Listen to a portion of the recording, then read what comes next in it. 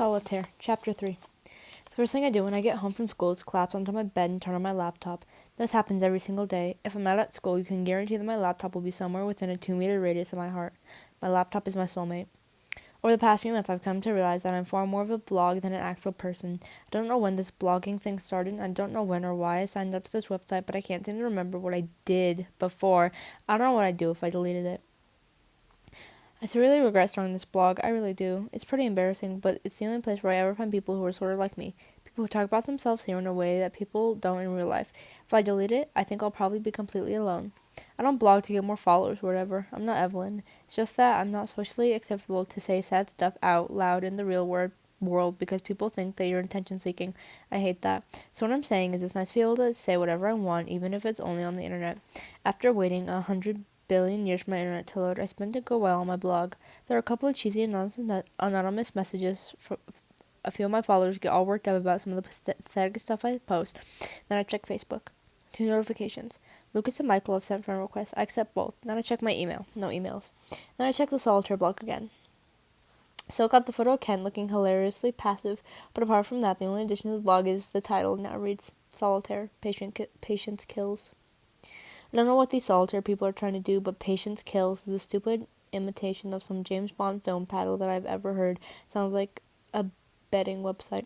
I take the Solitaire poster out of my pocket and place it precisely in the center of the only empty wall in my room. I think about what happened today with Lucas Ryan, and for a brief moment I feel kind of hopeful again. I don't know, whatever. I don't know why I bothered with this. I don't even know why I followed those post-its into that computer room. I don't know why I do anything, for God's sake. Eventually, I find the will to get up and plod downstairs to get a drink. Mom's in the kitchen, on the computer. She's very much like me if you think about it. She's in love with Microsoft Excel, the way I'm in love with Google Chrome.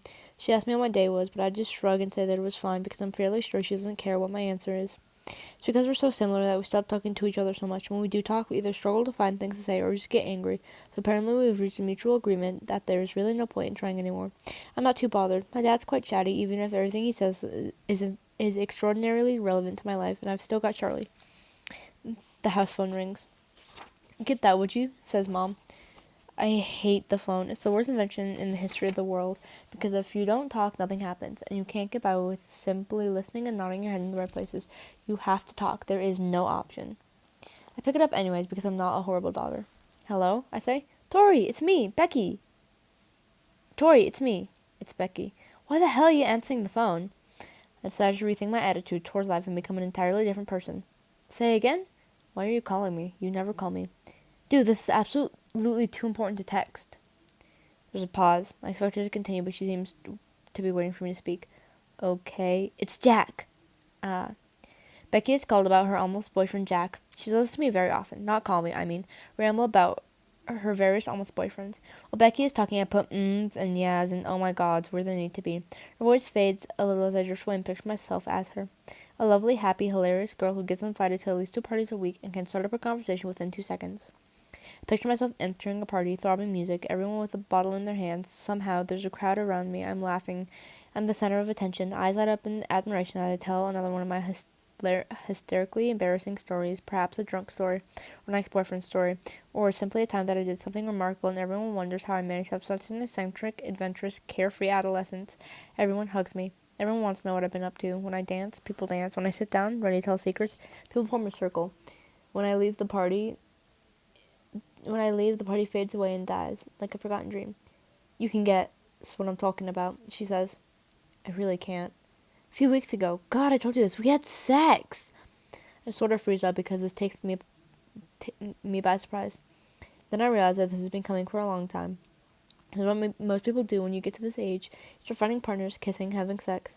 I have no issues with people doing that. Like, I'm sex positive and Becky has wanted to have sex with Jack for quite a while, and I know that kissing and having sex isn't a race, but there are some people who never end up wanting to do those things anyways.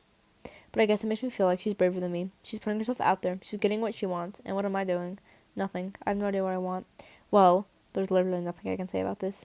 I'm happy for you. There's a pause. That's it? Was it good? She laughs. It was both of our first times, so no, not really. It was still fun, though. Oh, okay. Are you judging me? What? No? I feel like you are. I'm not, I promise. I try to sound more positive. I am genuinely happy for you. She seems satisfied and starts explaining how Jack has this friend who would supposedly be perfect for me, while I sit there singing Gil because I am a terrible friend and a terrible person who gets jealous of my best friend being everything I wish I was: confident, outgoing, happy. Once I get off the phone, I sort of stand there in the kitchen, Mom still clicking away at the computer, and I start to feel, again, like this whole day has been pointless. An image of Michael Holden appears in my head, and then an image of Lucas Ryan, and then an image of the Solitaire blog. I decide that I need to talk to my brother. I pour myself some diet lemonade and leave the kitchen. My brother, Charles Spring, is 15 years old and a year 11 at Troom Grammar.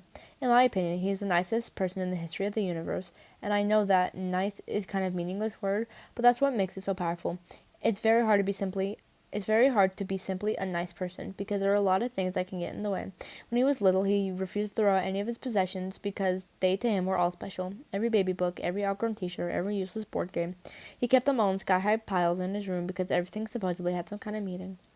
When I asked about a particular item, he'd tell me how he found it at the beach, or how it was a hand-me-down from our Nan, or how he bought it when he was 6 at the London Zoo. He got rid of that stuff as he grew up, though, and things aren't quite as happy as they were back then.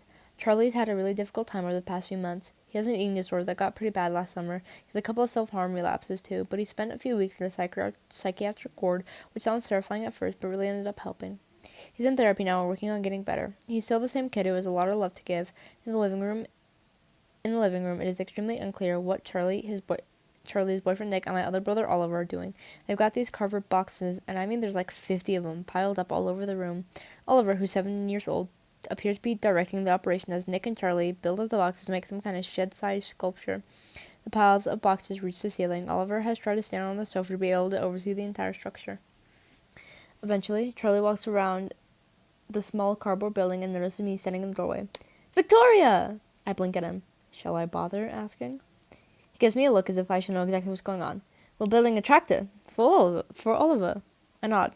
Of course, yeah, very clear. Nick appears. At first glance, Nicholas Nelson is a year 12 like me. Looks exactly like the kind of scary lads you see crammed at the back of the school bus ready to throw sandwiches at you. But in reality, Nick is actually the human embodiment of a golden retriever puppy, as well as being Troom's rugby captain and genuinely lovely person. I can't really remember when Nick and Charlie became Nick and Charlie, but Nick has stuck with Charlie through all the hardest parts of his mental illness, so in my book, he's definitely alright. "Tori?" He nods at me, very serious indeed. "Good, we need more free labor." "Tori, can you get the Stella tape?" Oliver calls down, except he says Thello tape instead of Stella tape, because he recently lost a front tooth. I pass Oliver the Thello tape, then point towards the boxes and ask Charlie, "Where'd you get all these?" Charlie just shrugs and walks away, saying, "They're Oliver's, not mine." That's how I ended up building a cardboard tractor in our living room. When we're finished, Charlie, Nick, and I sit inside to admire our work. Oliver goes around the tractor with marker pen, drawing on the wheels, the mud stains, and the machine guns, in case the cows join the dark side. It's sort of peaceful, to be honest. Every box has a big black arrow printed on it, pointing upwards. Charlie is telling me about his day. He loves telling me about his day. Saunders asked us who our favorite musician was. I said Muse, and 3 people asked me if I liked them because of Twilight. 3! I snort. To be fair, the only Muse songs I know are from Twilight.